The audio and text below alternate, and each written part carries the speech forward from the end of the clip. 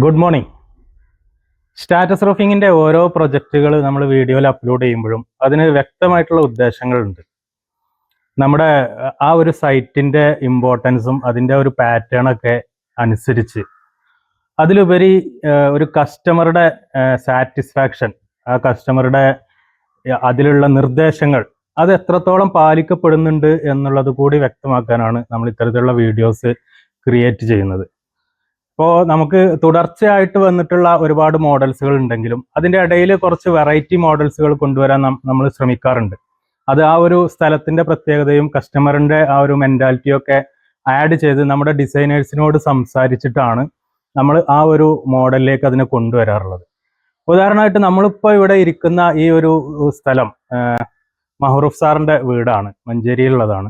സാറിന് ഒരുപാട് കൺസെപ്റ്റുകൾ ഉണ്ടായിരുന്നു. അപ്പോൾ നമ്മളെ കോണ്ടാക്ട് ചെയ്ത സമയത്ത് ഒരു നോർമൽ ഒരു വർക്കിലപ്പുറത്തേക്ക് ഇതിനെങ്ങനെ കൊണ്ടുപോകാൻ കഴിയും എന്നുള്ളതും മാത്രമല്ല, ഒരു സ്ട്രൈറ്റ് ലൈൻ മെത്തേഡായ ഈ വീടിൻ്റെ ഒരു അറ്റ്മോസ്ഫിയറിനെ നെഗറ്റീവായിട്ട് ബാധിക്കാത്ത രൂപത്തിൽ നിങ്ങളെ ഈ ടെൻസൈൽ റൂഫിങ്ങിൻ്റെ സ്ഥിരം വരുന്ന പാറ്റേണിൽ നിന്ന് എങ്ങനെ മാറ്റിയെടുക്കാൻ കഴിയും എന്നൊക്കെയുള്ള ഡിസ്കഷൻസ് ഒരുപാട് നടന്നിട്ടുണ്ടായിരുന്നു. ആൾറെഡി ഇവിടെ ചെറിയൊരു കാർ പോർച്ച് ഉണ്ടായിരുന്നു.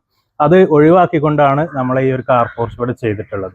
ഒരു വാഹനം നിർത്താനുള്ള ഒരു കാർ പോർച്ചിൽ നിന്ന് ഒരു 3 വാഹനം നിർത്താനുള്ള ഏരിയയിലേക്കാണ് നമ്മൾ ഈ ഒരു കാർ പോർച്ചിനെ നമ്മൾ വൈഡായിട്ട് കൊണ്ടുപോയിട്ടുള്ളത്. എന്നാൽ ആദ്യം ഇവിടെ ഉണ്ടായിരുന്ന ഒരു കാർ പോർച്ച് നിർത്താനുള്ള പോർച്ചിന്റെ അത്ര പോലും സ്ഥലം മുടക്കാതെ അതിന്റെ പില്ലറുകളൊക്കെ ഏറ്റവും 0 പോയിന്റിൽ വെച്ചുകൊണ്ട് വളരെ ഭംഗിയായിട്ടാണ് നമ്മൾ ഈ ഒരു കാർ പോർച്ച് ചെയ്തിട്ടുള്ളത്. ഇതിന് ഒരുപാട് പ്രത്യേകതകളുണ്ട്. നമുക്കറിയാം, സാധാരണ ടെൻസൈൽ റൂഫിംഗ് എന്ന് പറയുമ്പോൾ തന്നെ നമ്മുടെ മനസ്സിലേക്ക് വരിക ആ റൗണ്ട് പില്ലറുകളും ആ കർവുകളൊക്കെയാണ്.